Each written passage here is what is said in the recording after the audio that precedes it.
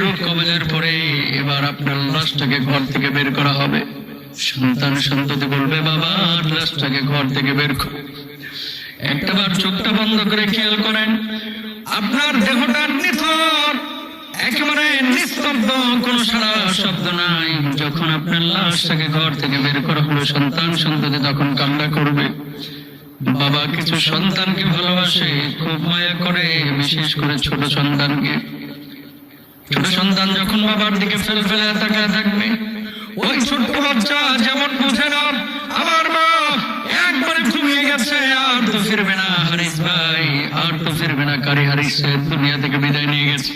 ছোট্ট বাচ্চাটা যেমন বলছে আমার আব্বা ঘুমিয়ে আছে, এমন অসংখ্য মানুষ সেদিন চিন্তা করবে, হাই আমার বাপকে আর কোনোদিন ফিরে পাবো না, কবরের জিন্দেগিতে চলে গেল, ঠিক কিনা? মানুষ বড় অসহায়।